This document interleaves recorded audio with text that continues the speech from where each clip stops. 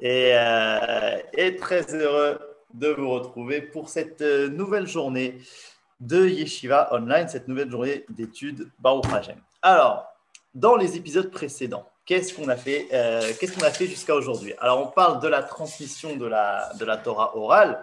Comment est-ce que ça s'est passé? Et la semaine dernière, on a parlé du passage entre Moshe et Yehoshua. Donc, de cette cassure-là entre Moshe qui est comparé au soleil et Yehoshua qui est comparé à la lune. Mais c'est-à-dire donc le soleil qui a un avantage, qui est une lumière, on va dire une lumière de lui-même, il est clair de lui-même, et quand il est là, tout est absolument clair et précis. Les 40 ans dans le désert avec Moshe Rabbeinu, il n'y a aucune question sur la Torah, aucun doute. Dès qu'on a une question, on va directement voir Akadosh Baruch Hu, tout est absolument clair. Mais Yehoshua, il est comparé à la lune, donc la lune qui, elle reflète la lumière du soleil, donc c'est un petit peu plus obscur. La nuit, elle est un petit peu plus sombre, mais d'un autre côté, elle laisse la place aux étoiles pour éclairer ce qui est le principe d'Eretz Israël, c'est-à-dire que les choses passent par l'homme. Alors on a vu que c'est aussi bien au niveau de la guerre elle-même, c'est-à-dire que la conquête du pays doit se faire par les hommes, par Am Israël, découvrir leurs forces d'eux-mêmes, mais aussi au niveau de la Torah, que même au niveau, on va dire, des chidushim de Torah, c'est-à-dire de renouveler la Torah orale, de savoir qu'est-ce que Dieu veut de la réalité, en fait, ça va aussi passer par l'homme beaucoup plus que du temps de Moshe. Et alors, peut-être qu'on avait parlé des différents adjectifs, comment est-ce qu'on parle de Moshe et comment est-ce qu'on parle de Yehoshua la semaine dernière, que Moshe est appelé Eved Hashem et Yehoshua, il est appelé Mesharet Moshe. C'est ici dans la source numéro 1.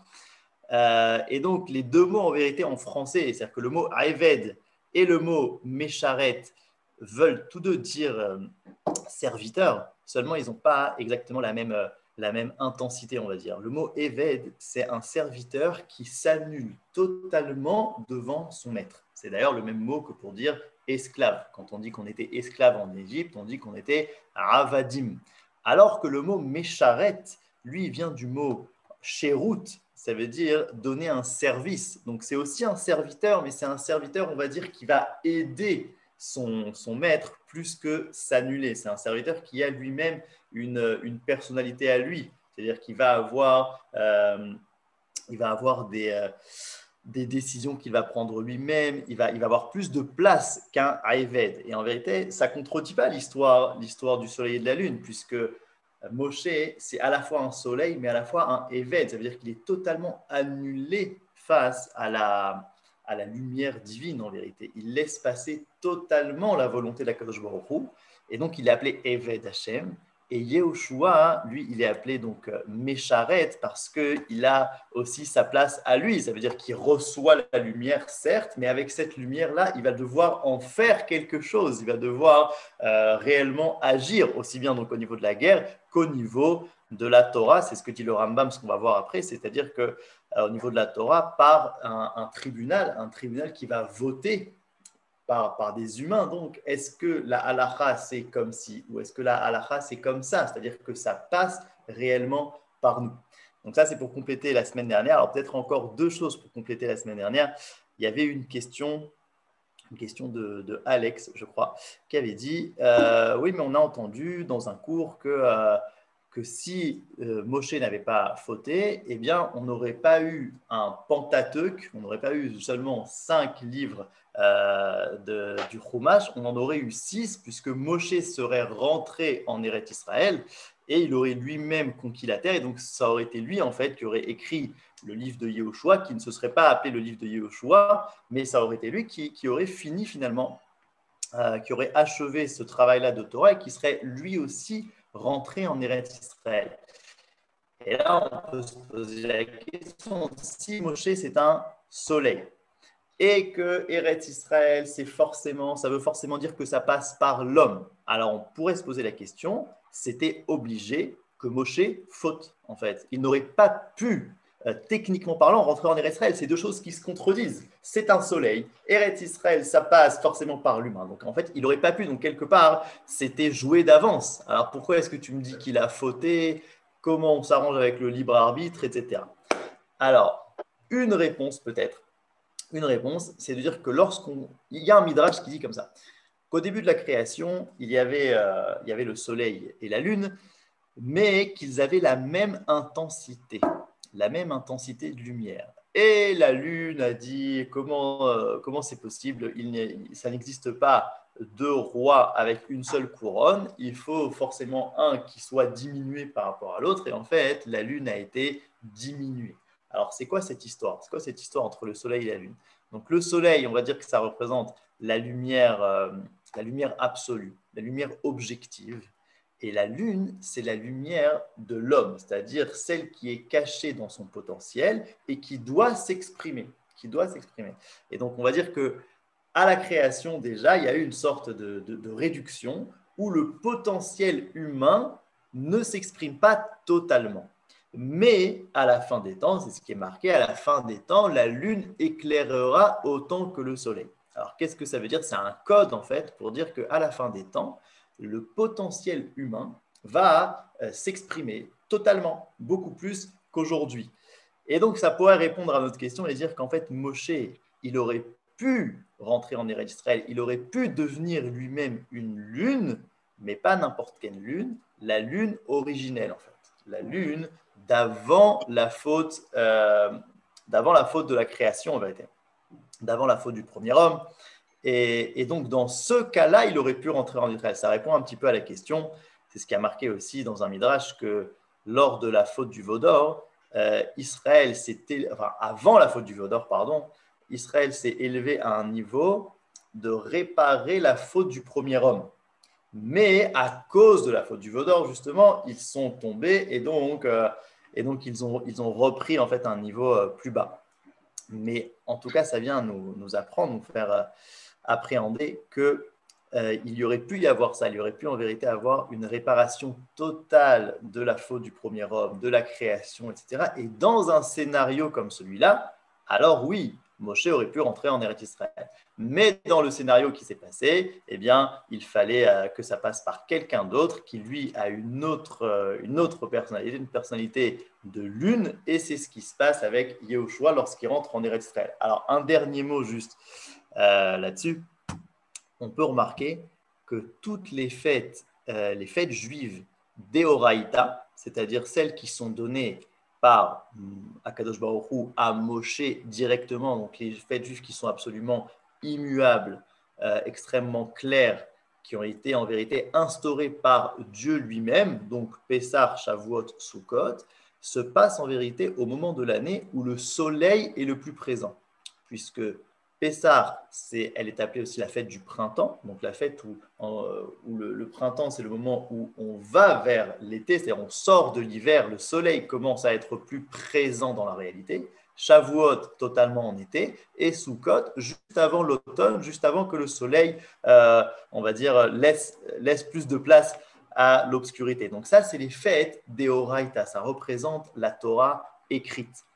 Et les fêtes des Rabbanan, qui sont Hanouka et Purim, elles se passent plus justement dans la période de l'hiver, dans la période où la lune est beaucoup plus présente, où les nuits sont beaucoup plus longues, et donc ça représente la Torah orale, le passage donc à Yehoshua, le passage où la Torah va passer par nous.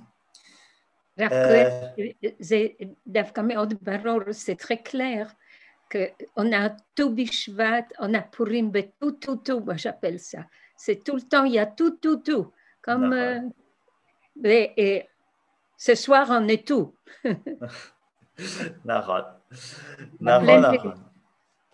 C'est vrai, ce soir, c'est tout Beheshvan. Beseder. Makocho. Donc, ce qui représente la lune, la Torah orale, etc. Besséder. Alors, regardez la source numéro 2. La source numéro 2, c'est bon, c'est encore un petit peu le même sujet avant qu'on avance, mais je pense que c'est important. La source numéro 2, c'est dans Bamidbar, dans la Torah de Moshe, dans le Chumash, juste après que Dieu dise à Moshe qu'il ne pourra pas passer le Jourdain, qu'il ne pourra pas venir en Eretz Israël.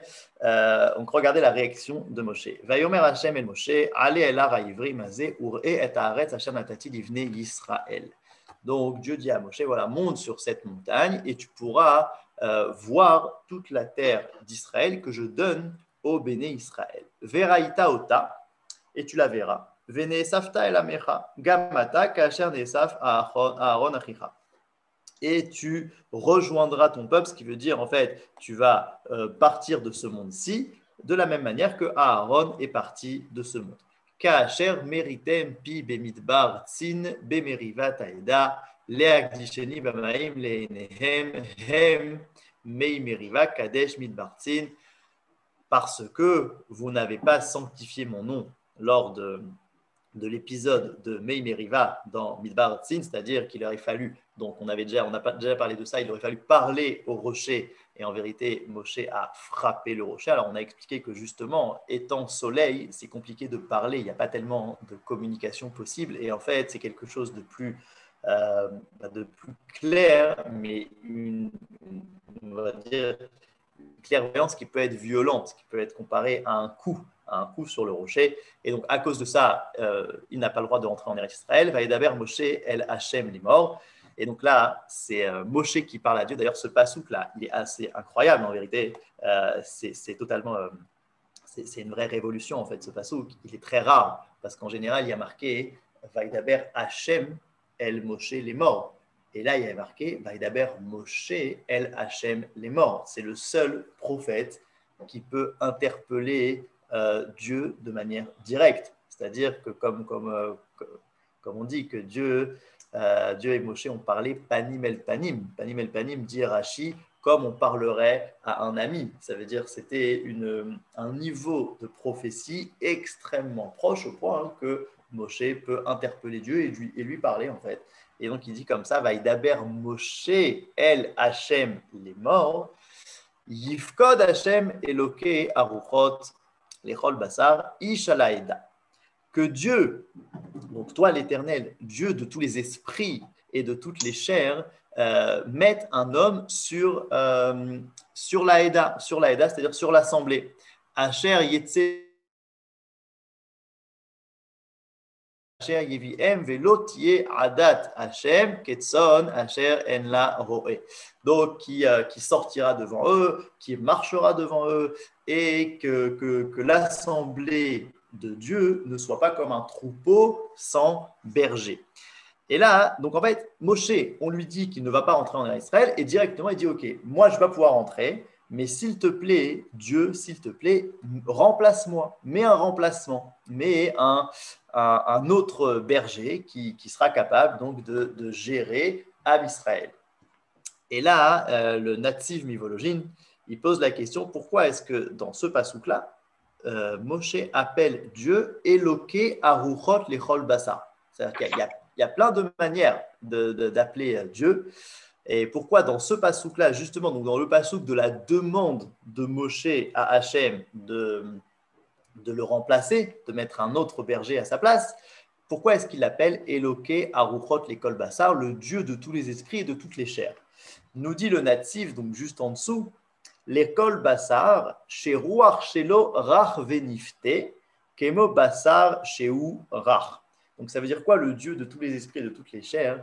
Il dit un berger dont l'esprit est souple, et qui est capable en fait de voir un petit peu dans tous les esprits des gens, et comme la chair qui est malléable. Donc c'est-à-dire que Moshe en fait savait pertinemment que s'il ne peut pas rentrer en Eretz Israël parce que c'est un soleil, son remplaçant doit être quelqu'un qui justement est beaucoup plus souple. Il est capable d'être avec le peuple. Il est capable de laisser la place aux esprits du peuple. et d'être malléable face à la volonté du peuple, ce que lui n'était pas en fait, ce que lui était moins. Et donc dès que Dieu lui dit tu ne pourras pas rentrer, il lui dit d'accord, mais alors prends un remplaçant qui justement lui pourra faire le travail, qui aura donc ces caractéristiques-là pour continuer le travail, c'est-à-dire la souplesse, le fait d'être malléable, le fait d'être avec justement le peuple, d'avoir une communication avec lui pour que les choses viennent d'en bas et pas seulement d'en haut. C'est vraiment on va dire la cassure, le passage entre Moshe et Yehoshua qui se passe maintenant. Début de la démocratie. Voilà, le début de la démocratie, on peut dire. BCDR. Regardons la source 3 et la source 4. La source 3, c'est une Gemara qui nous raconte un petit peu la fin de l'écriture de la Torah écrite. Donc, enfin, plutôt, pas de la Torah écrite, mais du Chumash, de la Névoie, de la prophétie de Moshe. Katav Sifro, Ushmona Psukim Sheba Torah. Yehoshua, il a écrit son livre et il a écrit aussi 8 versets de la Torah. Tanya Keman, non, c'est Tanya Keman de Amar, Shmona Psukim Sheba Torah, Yehoshua Katavam. Comme l'opinion qui dit que les 8 derniers versets de la Torah, c'est Yehoshua qui les a écrits. Pourquoi est-ce que ce serait Yehoshua qui a écrit les 8 derniers versets de la Torah? Eh bien, Détania, comme il est enseigné, Vayamot Sham Moshe Ayved Hashem. C'est-à-dire que dans les 8 derniers versets de la Torah, il y a marqué que Moshe est mort, Moshe est parti. Et là, on pose la question, Efshar Moshe Chai Vekatav Vayamot Sham Moshe. Est-ce que c'est possible maintenant que Moshe soit vivant et qu'il écrive Vayamot Sham Moshe? Ça veut dire qu'en fait, il y aurait ici un mensonge. Okay, si Moshe il est vivant et qu'il écrit et Moshe est mort, bah, c'est un mensonge, donc c'est pas possible. Et là, Atkan Katav Moshe, seulement donc Moshe il a écrit en fait jusqu'à ce pasouk-là pas inclus. Mikan ve'elar katav Yehoshua. Et c'est Yehoshua qui a écrit en vérité ces psukim-là et directement son livre de Yehoshua. Divrei Rabbi Yehuda ve'amar la Rabbi Yechemia. Ok, il y a une autre opinion dans cette Gemara qui dit qu'en vérité, c'est pas Moshe qui les a écrits, mais c'est pas Yehoshua qui les a écrits, mais c'est Moshe lui-même qui les a écrits, mais avec ses larmes. Ok, bon, il faut comprendre exactement c'est quoi la marloquette entre les deux. Alors, on va dire que la deuxième opinion, elle dit c'est pas possible que ce soit Yehoshua qui écrit la fin du Sefer Torah, parce qu'on sait que si un Sefer Torah, il y a une seule lettre qui manque ou une seule lettre qui n'a pas été écrite comme il fallait, tout le Sefer Torah est inapte. Et donc, en fait, on dit, attends, le Sefer Torah, c'est quoi le Sefer Torah? C'est la prophétie de Moshe. Et donc, s'il manque une lettre qui n'est pas de la prophétie de Moshe, mais qui est de la prophétie de Yehoshua, qui est une prophétie beaucoup plus inférieure, alors le Sefer Torah n'est pas cachère. Donc c'est pour ça qu'il dit que ce n'est pas possible que ce soit Yehoshua qui l'ait écrit. Donc c'est forcément Moshe. Alors comment est-ce que Moshe il a écrit quelque chose qui n'était pas vrai? Bon, il ne répond pas tellement à cette question. Il dit non, il l'a écrit, mais avec ses larmes. Ok, très bien. Mais en tout cas, la première opinion, selon la première opinion de la Gemara, il n'y a pas de problème que ce soit Yehoshua qui finisse le Sefer Torah, donc qui finisse la prophétie de Moshe. Et ça vient nous apprendre quelque chose de très important. Ça vient nous apprendre que Yehoshua, donc c'est le premier livre des prophètes, et c'est lui-même qui a fini le Chumash, donc la Névoie de Moshe. Et donc ça veut dire que la Torah de Moshe et les prophètes, certes, c'est différent, parce que la Torah de Moshe, on a vu, elle est extrêmement claire, c'est la seule de laquelle on peut apprendre des mitzvot. C'est un niveau de prophétie qui n'a rien à voir, qui ressemble au soleil, où les choses sont absolument très, très claires et très immuables, etc. Mais malgré tout, les prophètes, c'est la continuité de cette Torah-là. C'est la continuité, même si ça va passer par l'homme, ça va être différent, Yehoshua est comparé à la lune, etc. C'est malgré tout la continuité de cette Torah. Et donc, c'est Yehoshua qui finit le Sefer Torah avant même de commencer son propre livre à lui. Ça rejoint ce que dit le premier Rashi de Sefer Yehoshua, que vous avez juste ici. Rashi qui dit « Vayehi achar mot Moshe, Mechoubar al Seder HaTorah, Amistayemed Beptirat Moshe, Veze Mechoubar la. C'est-à-dire que Rashi utilise, il dit comme ça, hein, il dit lié, Mechoubar, ça veut dire lié au Sefer Torah, donc à la Torah de Moshe, qui finit donc avec la mort de Moshe, et voici que c'est lié à elle. Donc là, il y a une énorme répétition en vérité dans Rashi qui dit 2 fois le mot lié, peut-être justement pour nous apprendre que ne crois pas que les prophètes, c'est quelque chose d'autre. C'est-à-dire, on aurait pu penser que bon, il y avait la Torah de Moshe qui était extrêmement claire, etc. Maintenant, ça passe par nous. Donc nous, on va pouvoir en vérité changer des choses. On va pouvoir inventer, etc. Alors, c'est vrai et c'est pas vrai. Parce que regardez, donc ensuite, dans les... Ouais, il y a un chat, c'est ça? Il y a un chat. Alors, attends, comment je fais? Tac, tac. Sefer Torah, Dvar Hashem ou Nevuat Moshe. Eh bien, justement les deux. Justement, les deux, c'est ça qui est très fort. Ça veut dire que le Sefer Torah s'appelle à la fois la parole de Dieu, Alpi Hashem Beyad Moshe, de la bouche de Dieu par la main de Moshe. Donc, ça veut dire qu'en fait, Moshe n'est que la main. C'est tout, c'est juste un passage. Mais d'un côté, on appelle aussi le Chumash Nevuat Moshe, la prophétie de Moshe. Et ça veut dire quoi? Ça veut dire que la prophétie de Moshe, elle est tellement claire qu'elle laisse passer exactement la parole divine telle qu'elle doit être. Telle qu'elle doit être. C'est ce que va nous dire le Rambam dans la suite du texte qu'on étudie. Il fait la différence entre les différents prophètes. Et en vérité, un prophète, il reçoit la parole de Dieu, mais il peut la recevoir avec certains filtres. Certains filtres, c'est des filtres de sa personnalité.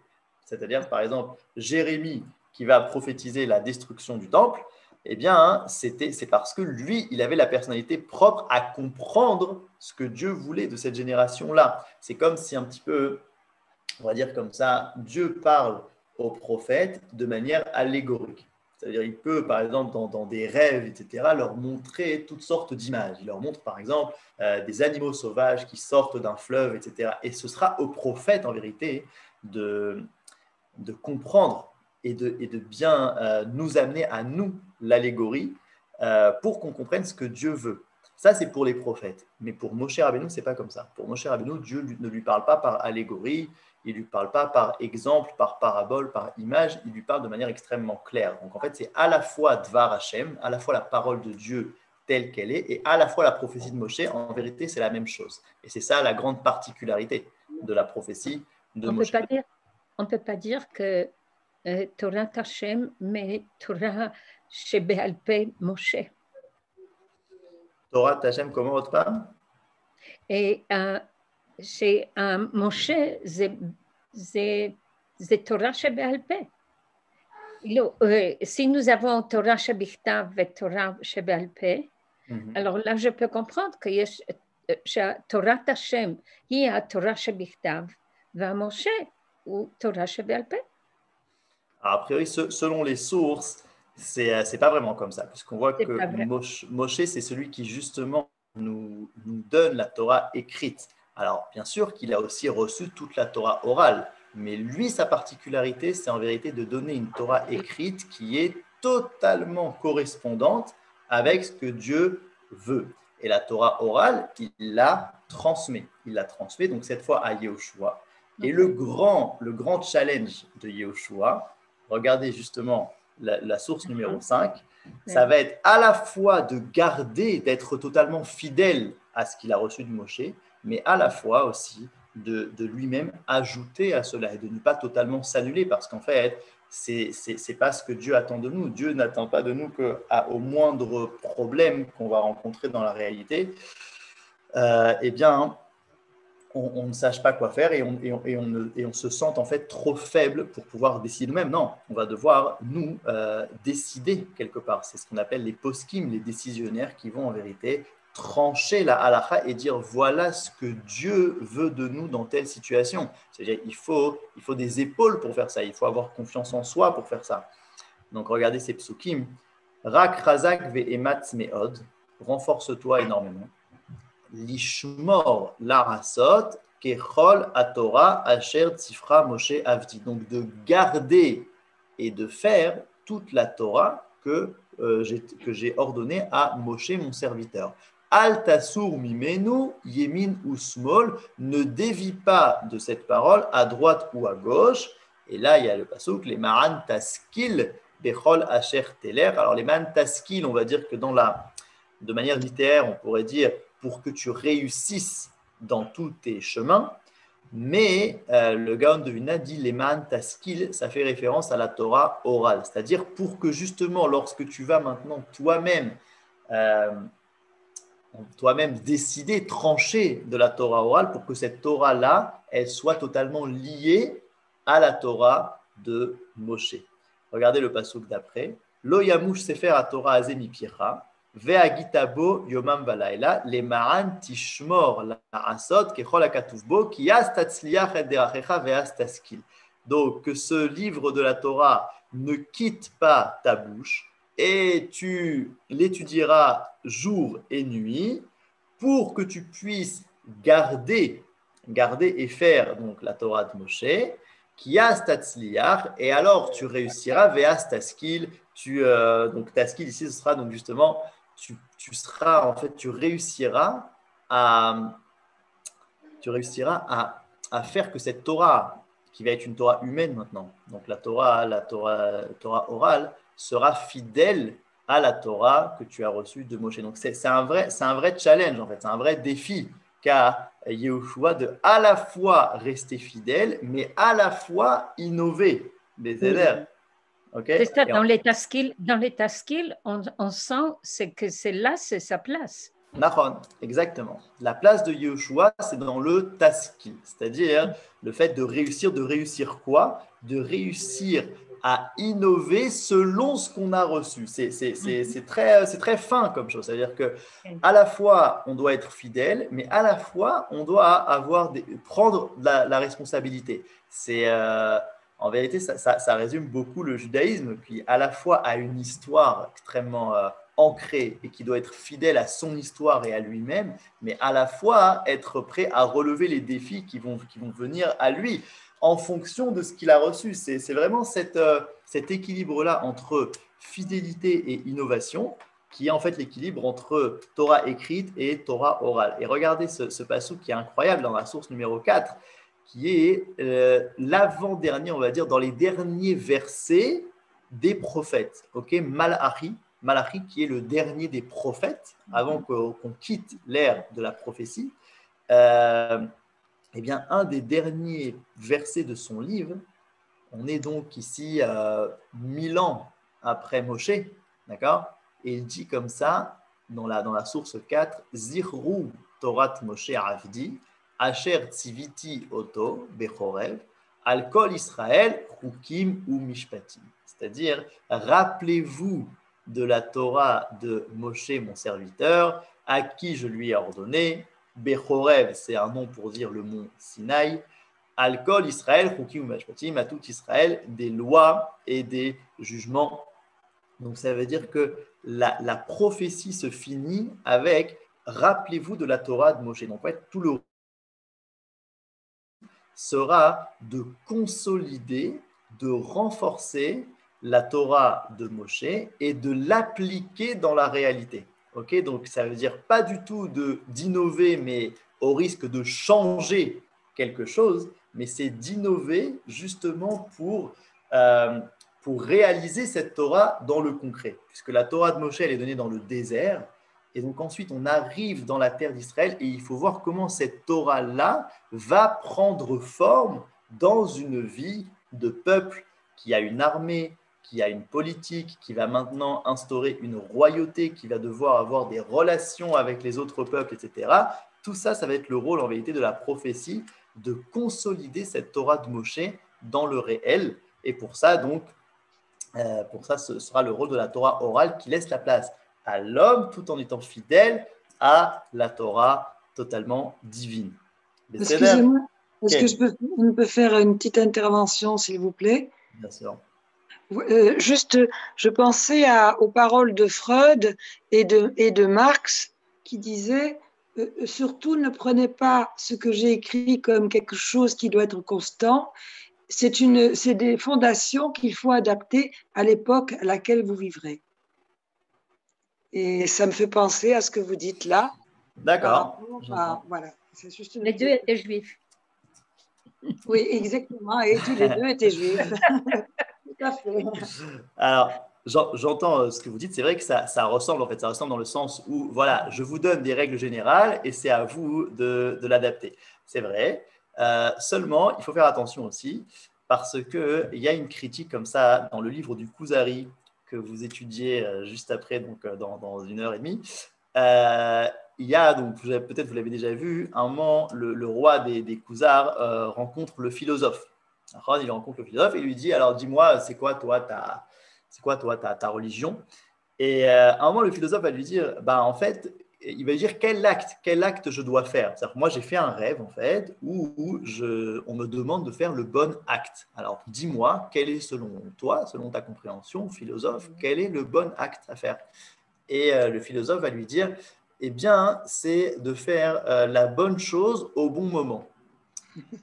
Donc, à la fois c'est très vrai, c'est vrai, il faut faire la bonne chose au bon moment. Mais à la fois, je suis totalement perdu. Ça veut dire, c'est-à-dire qu'en fait, ça va être très subjectif. Qu'est-ce que tu considères être la bonne chose, pourquoi le bon moment, etc. etc. Donc, ça veut dire qu'en fait, la philosophie va être pleine de grandes règles générales, de grandes règles de morale, etc. Mais en fait, va être extrêmement faible par rapport à la complexité de la réalité, à la complexité du réel. C'est-à-dire comment est-ce qu'on va appliquer ces grandes idées. Une idée, par exemple, les droits de l'homme. C'est-à-dire que chaque homme naît libre et égal. Très bien. Mais il va y avoir des fois, par exemple, en temps de guerre, on va devoir avoir des choses qui se contredisent. C'est-à-dire que d'un côté, on a un peuple qui nous attaque, mais d'un côté, dans ce peuple-là, il y a toutes sortes de personnes qui sont totalement innocentes. Comment est-ce qu'on va devoir faire, etc. Pour ça, ça devient extrêmement complexe, en fait. C'est-à-dire que le fait de prendre ces grandes idées qui sont des belles idées et la complexité de la vie, ça va être très dur. Et donc, je ne veux pas dire que Moshe a juste donné des grandes idées et que c'est à Yahushua de les appliquer. Ça, je ne veux pas dire ça. Non, c'est pas ce que je voulais dire. Je sais, c'est bon ça. On aurait pu comprendre. C'était juste une intervention pour faire le lien que c'était deux juifs qui disent cela aussi. Dans des époques, voilà. Donc j'entends, mais ce que je voulais dire, c'est que par contre, c'est vrai que la Torah écrite va être en fait de grandes règles générales et la Torah orale va être justement comment les faire entrer dans le réel. Mais Moshe lui-même a transmis la Torah orale. Ça veut dire que Moshe lui-même ne laisse pas le peuple, on va dire, totalement libre. Ça veut dire, comme on a vu l'exemple de la Souka, il dit, vous devez vous devez vivre dans des soukottes, et il leur explique, ça c'est à l'écrit, on va dire ça c'est l'idée générale, mais il leur explique aussi tous les détails de cette idée-là. Et ça va être aussi la Torah orale. Donc, c'est-à-dire que Moshe donne vraiment les deux. Moshe il donne à la fois les grandes idées et à la fois les détails. Maintenant, les détails évoluent avec la vie.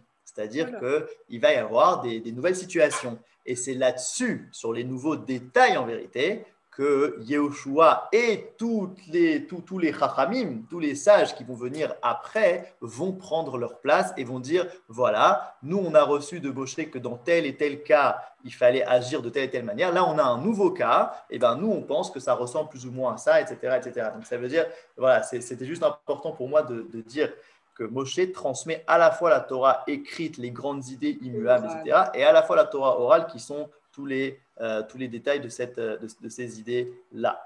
Il y a une question, si je me souviens bien, le Rav Cherki rappelle souvent que Marx est un descendant du Maharal de Prague. C'est possible, je ne sais pas. On peut peut-être vérifier ça, mais c'est vrai que ça me dit quelque chose. Ça me dit quelque chose, cette histoire. En effet, peut-être juste pour si déjà on a parlé de ça, on sait que Esav qui représente donc l'Occident, etc., n'est pas enterré dans la Maharat Amarpela, dans le tombeau de nos patriarches, mais selon le Midrash, seulement sa tête, c'est-à-dire qu'il a été en fait tué, décapité par un de ses descendants, et sa tête en fait aurait roulé, etc., et serait arrivé jusqu'au tombeau des patriarches. Alors qu'est-ce que ça représente ce Midrash un petit peu bizarre? Alors ça peut vouloir dire qu'en fait, Esav, justement, il a de bonnes idées.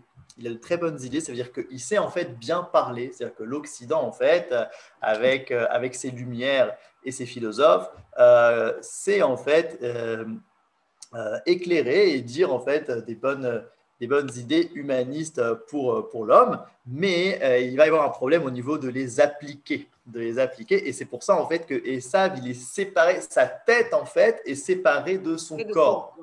C'est-à-dire, donc bon, ça symbolique que ça signifie, oui. Tout à exactement, fait. et que nous, Chas Veshalom, nous, vous voyez qu'on ne met pas de cravate. On ne met pas de cravate pour ne pas séparer la tête de notre corps. Par contre, on met une ceinture. On met une ceinture pour pouvoir séparer l'aspect, on va dire, plus élevé de notre être avec l'aspect un peu plus bas, etc. Mais c'est-à-dire, c'était pas complètement le sujet. Très bien. On continue alors dans le Rambam. Alors, je vous fais un partage. Très bien. Regardez tout en haut. Vekacher met Yehoshua bin Nun. Lorsque Yehoshua est mort.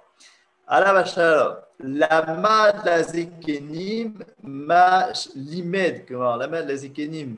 Mache Kibel Mina Perouche ou Mache Otziou Bismano Minadinim Velo Nafal Alav Marloket. Donc, lorsque Yehoshua est mort, donc on continue en fait dans cette transmission de la Torah orale, eh bien, il avait tout transmis bien. C'est-à-dire donc aux sages du peuple de son époque. Et donc, il a transmis quoi? Il a transmis tout ce qu'il a reçu de Moshe, hein, mais aussi, justement, toutes les choses qui se sont ajoutées. Puisque durant la vie de Yehoshua, il y a eu beaucoup de nouvelles questions, sûrement d'ailleurs des questions de guerre, puisque il s'est beaucoup occupé de ça, qui se sont en fait ajoutées, et donc ils ont tranché la halakha comme un tel, et donc ces questions-là, qui n'étaient pas du temps de Moshe, se sont ajoutées en fait à ce que Yehoshua a transmis, à ce qu'il a transmis donc aux anciens. Donc Mina Perouge, c'est-à-dire ce qu'il a reçu de Moshe, ou Ma chez Otziou Bismano Minadinim, donc ce qui a été sorti en son temps de ces lois-là, Velo Nafal Alav Marloket, et il n'y avait pas, bien entendu, de Marloket là-dessus, de discorde, puisqu'il y avait encore un tribunal pour trancher. Donc lorsqu'on tranche, il n'y a pas de Marloket. C'est-à-dire Ve'asher nafal bo marloket pasku bo hadin alpi rovazekenim. C'est ce qu'on a marqué. Et lorsque, oui, il y avait en vérité deux idées différentes, eh bien, très bien, il n'y a pas de problème. On se réunit et on vote selon la majorité. Donc, on va dire que tout restait clair. Alors, c'est quand même intéressant que ce n'est pas exactement la même clarté que du temps de Moshe, parce que du temps de Moshe, il n'y a pas deux avis. Il y a un seul avis. OK ? Et du temps de Yehoshua, non, il y a plusieurs avis, seulement la majorité va voter comme un d'eux. Donc ça veut dire que concrètement, il n'y a pas de problème. Concrètement, on connaît la vérité, mais on va dire que dans un cas, c'est une vérité qui n'avait pas, on va dire, qui n'avait pas d'équivoque, qui n'avait pas d'alternative. Et dans un deuxième cas, c'est une vérité qui est déjà un petit peu plus nuancée. C'est-à-dire que c'est une vérité qui, en vérité, c'est un seul pan de la vérité et un autre pan ne s'exprime pas. Très bien. Ve'alehem amar hakatuv vechol yemei hazekenim asher yerichu yamim achare Yehoshua. Ok, donc il y a marqué dans le dernier chapitre du livre de Yehoshua que les anciens ont vécu après Yehoshua. Alors, ça veut dire quoi qu'ils ont vécu après Yehoshua? Ça veut dire, en vérité, c'est eux qui ont reçu donc, la responsabilité de la transmission de cette Torah orale. Deuxième paragraphe, Ve'acharken, lamdu azekenim ahem, ma shekiblu mipi Yehoshua el aneviim. Donc, ces anciens-là, ils ont enseigné tout ce qu'ils ont reçu aux prophètes qui sont venus après. Et les prophètes, l'un à l'autre. Mais c'est-à-dire, ça veut dire qu'à chaque génération, on va dire qu'il y avait des prophètes centraux. ces prophètes centraux avaient un tribunal, donc avec une majorité, où en fait, tout ce qu'ils ont reçu depuis Moshe jusqu'à eux, parce qu'à chaque génération, bien entendu, des choses s'ajoutaient à chaque fois, et on transmettait comme ça de génération en génération. Et regardez cette phrase qui est soulignée, Ve'en zman shelo haya bo idbonenut vechidush ha'inyanim. Il n'y a pas eu un moment, une génération, où il n'y a pas eu de réflexion et d'innovation. Mais c'est-à-dire, ça veut dire qu'à chaque période, en vérité, il y avait bien sûr des nouveaux cas. Et donc, ces nouveaux cas, il fallait les trancher. Il fallait d'abord y réfléchir énormément, puis il fallait les trancher, etc. Et une fois qu'on a tranché la loi, la halakha, eh bien, on la transmet aux prophètes d'après. Ve'ayu chachmei kol dor mesimim divrei akodmim aikar, ve'ayu lomdim mehem umechachim inyanim. Et à chaque génération, les sages, on va dire d'abord, mettaient les propos de ceux qui les ont précédés et ensuite ils se permettaient d'innover. Ça va être un klal, une règle générale extrêmement importante dans tout le développement de la Torah orale, c'est qu'il y a un respect fondamental des générations qui nous précèdent. C'est-à-dire qu'on n'a pas le droit maintenant, par exemple, on va dire que Rashi, qui vient après les Géonim, n'a pas, à quelques centaines d'années même d'écart, il n'a pas le droit de contredire un commentateur qui le précède. C'est-à-dire, ça veut dire qu'il y a d'abord un respect de ce qu'on a reçu et en fonction de ça, on peut innover. Donc ça rappelle énormément ce qu'on a dit avant, c'est les deux grands défis en fait. C'est à la fois d'être fidèle et à la fois d'innover. Alors, comment est-ce qu'on fait ça? Une des manières, c'est justement celle-là. C'est-à-dire, à chaque fois qu'on a reçu des commentaires de gens qui nous précèdent, eh bien, on les considère comme étant une vérité extrêmement solide. Et à partir de cette vérité-là, je peux, moi, dire aussi ce que j'en pense. Très bien, mais à partir de ça, et pas à la place de ça. C'est-à-dire qu'on ne peut pas imaginer aujourd'hui quelqu'un qui dirait, écoutez, voilà, Rashi pense de telle manière, mais moi, je pense d'une autre manière. Ce ne serait pas sérieux, en fait. Ce ne serait pas, en tout cas, la manière dont la Torah a de se développer. La Torah a de se développer avec, voilà, tout ce qu'on a reçu, c'est forcément vrai. Et à partir de ça, je peux, moi, commencer à réfléchir. Et bien sûr, il y a ici une providence divine. C'est-à-dire que, et qui me dit que Rashi aurait raison? Peut-être que moi, j'aurais plus raison que Rashi. Bon, déjà, au niveau rationnel, ce serait compliqué de penser comme ça parce qu'on parle de gens qui ont réellement commenté toute la Torah. Donc, on va dire, s'il y a quelqu'un à notre génération qui est aussi fort techniquement que Rashi, déjà, c'est un petit peu dur à imaginer. Mais même si c'était le cas, on pense comme ça qu'il y a une providence, que le fait que Am Israël ait totalement accepté, que le peuple d'Israël ait accepté ces commentaires-là, eh bien, on les considère comme étant quelque chose de solide, quelque chose que Dieu en fait est intéressé à ce que ce soit la Torah orale, notre Torah orale, et à partir de cette vérité-là, où Dieu donne son tampon, comment est-ce qu'il donne son tampon? Eh bien, tout simplement en la laissant s'exprimer, parce qu'il y a énormément de commentaires qui n'ont jamais vu le jour. Okay, ça veut dire qu'à l'époque où il n'y avait pas encore l'impression, des tonnes de commentaires qui ont été perdus, qui ont été brûlés, etc., etc. Donc le fait qu'aujourd'hui on ait cette Torah orale, eh bien il y a une providence là-dessus. Et à partir de ça, j'ai le droit, peut-être même le devoir, de réfléchir et d'ajouter en fonction de la réalité, de la complexité et des nouveaux que la vie, que l'histoire nous met devant nous. En fait, on sent ici que c'est Rambam qui parle. Là, c'est le Rambam qui parle, ouais. Il parle de lui, il se tient à ce que tout ce qu'il a lu, tout ce qu'il a su, tout ce qu'il a appris, mais il y a une situation dans laquelle il faut qu'il innove, il faut qu'il parle. Ouais. Ça lui a coûté très cher.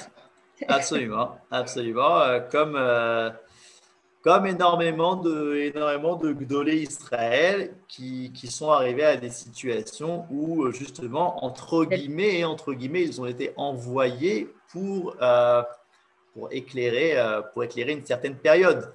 D'accord? Si déjà on parle de ça, je ne peux m'empêcher de parler du Rav Kook, qui en fait va être celui, donc 1865-1935, le Rav Kook, qui va être celui qui va vivre à l'époque du retour des Juifs sur leur terre et qui va en fait nous fournir justement sur la base de toute la Torah qu'il a étudiée, qu'il a appris, qu'il a reçue, etc., sur la base de ça, va en fait quelque part innover une nouvelle shita, une nouvelle thèse pour expliquer ce retour-là. Et ça va être extrêmement, extrêmement important pour nous, pour qu'on ait les bonnes lunettes, parce qu'on voit qu'il y a un retour à Sion, un retour géographique, mais pas forcément un retour à la religion.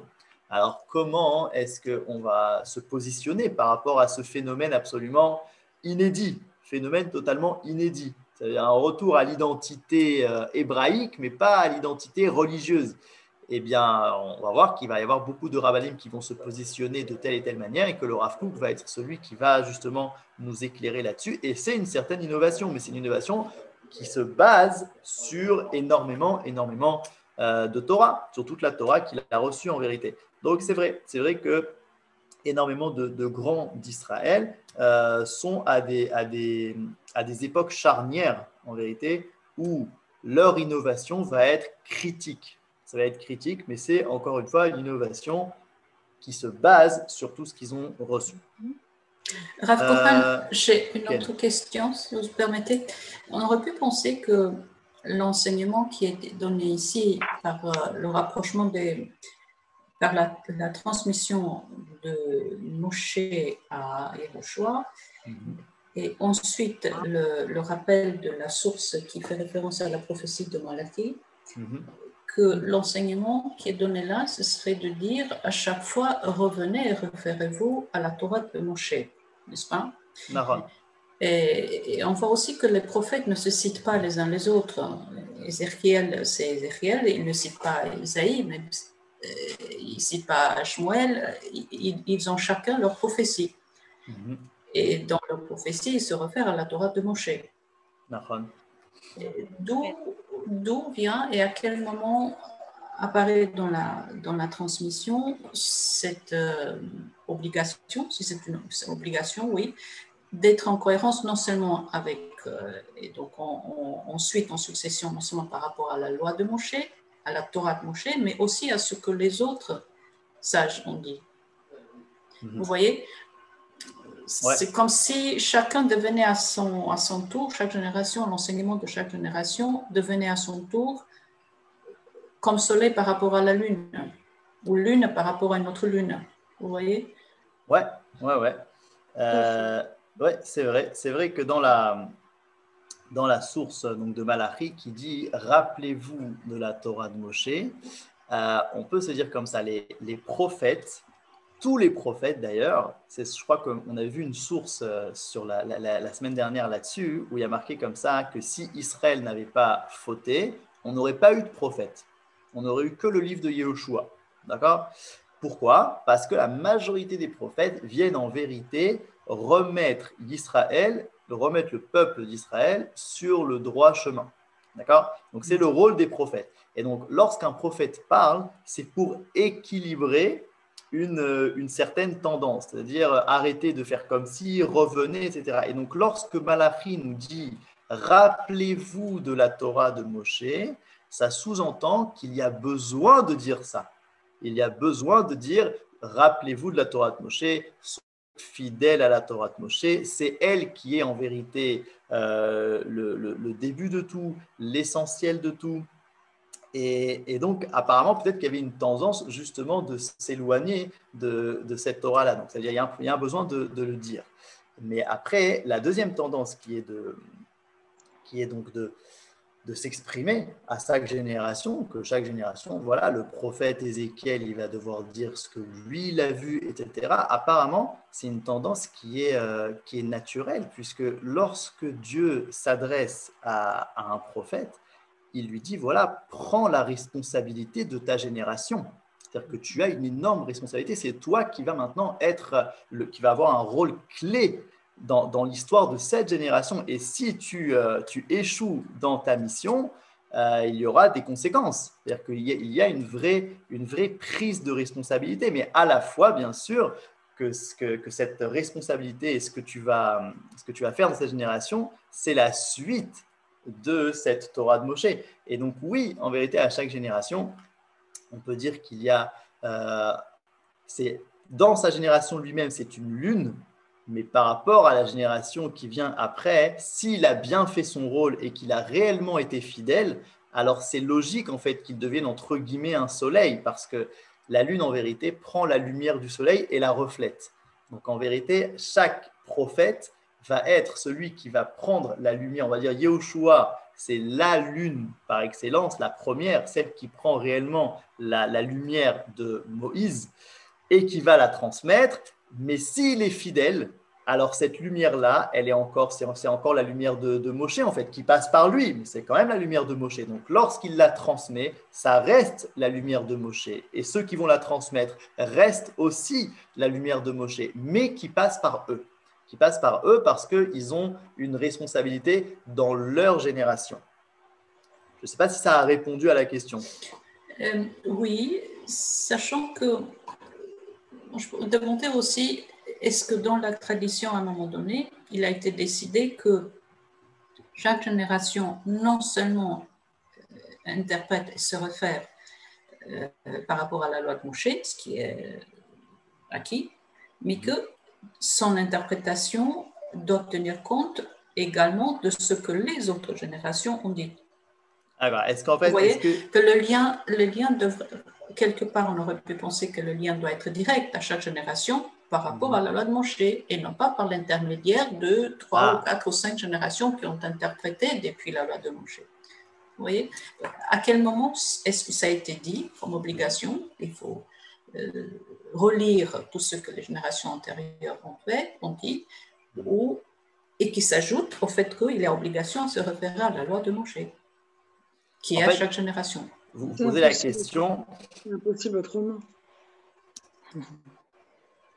C'est quoi la source du Rambam qui nous dit ici que c'est comme ça que ça se passait en fait? C'est-à-dire que quelle est la source du Rambam qui dit que finalement, à chaque génération, on prenait en compte tout ce qui a été dit jusqu'à maintenant?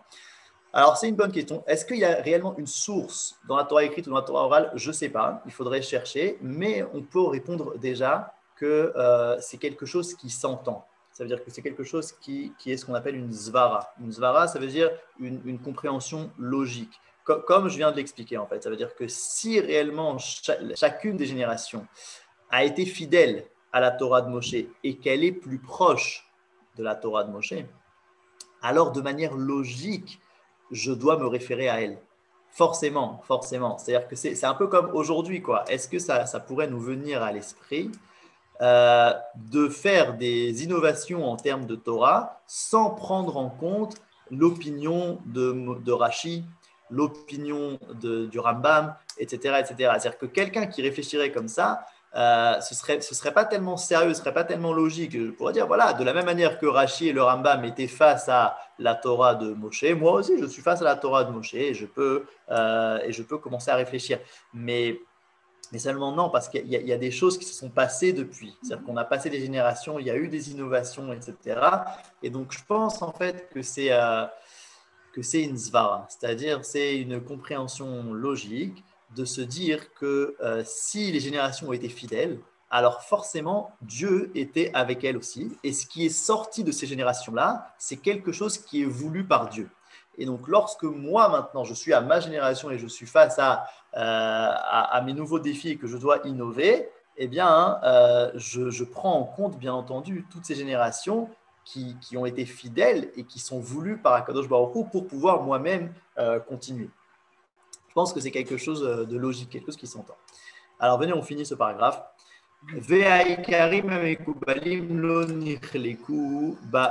Je suis ici. Ad igia azman le'anshe knesset hagedola. Alors là, le Rambam, en quelques lignes, en fait, il nous fait 1000 ans d'histoire, 1000 ans de prophètes qui ont transmis l'un à l'autre pendant toutes ces générations. Donc, comme on a dit, à la fois en prenant en compte ce qui a été dit depuis Moshe et ce qui a été dit à leur génération, et donc qui ont comme ça ajouté, ad igia azman le'anshe knesset à Gedola, jusqu'à la grande assemblée des 120, dans laquelle il y avait quelques prophètes aussi. Vehem, Chagai, Zecharia, ou Malachi, Vedaniel, Vechanania, ou Michel, Veazaria, Veezra, Sofer, Venechemia, Naklea, ou Mordechai, Vedrubavel, Ben Shaltiel, Venilvu, Lele, Aneviim, Ashlamat, Mea, Veesrim, Zaken, Mina, Haresh, Veamesgar, Vedomehem, Veitbonenu, Gam, Hem, Kaasher, Asu, Akodimim, Lahem, Vegazru, Gezerot, Vetiknu, Takanot,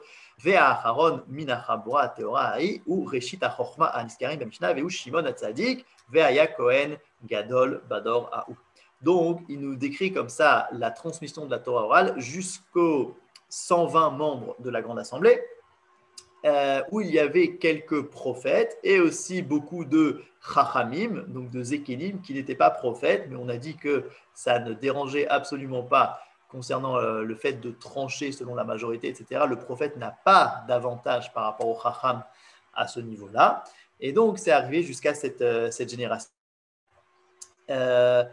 qui va en fait transpercer l'époque de la destruction du temple. Okay, et qui va finalement, on va arriver à la prochaine étape. Là, on a fini en fait les 2 premières étapes de la Torah orale. La première, c'est les 40 ans dans le désert, et la deuxième, elle s'appelle l'époque des prophètes, l'époque aussi des Tanaïm, de la Grande Assemblée. Alors, je vous ai préparé une feuille là-dessus, une seconde.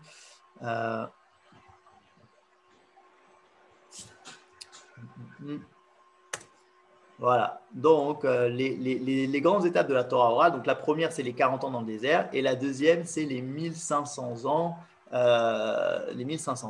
depuis jusqu'à celui qui va écrire la Torah orale, qui s'appelle Rabbi Yehuda Hanassi, Besséder, en 187 de notre ère à nous, donc c'est une période de 1500 ans, et donc c'est le moment où la Torah orale, en vérité, commence à s'écrire.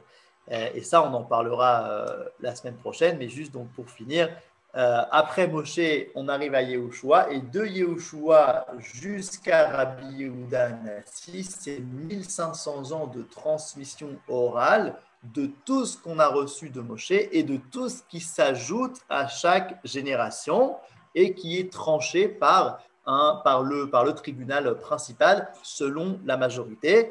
Alors pourquoi est-ce que la Torah orale va-t-elle être écrite alors qu'a priori c'est un interdit? Eh bien, on le verra, si Dieu veut, la semaine prochaine. תודה. תודה רבה, רפאל.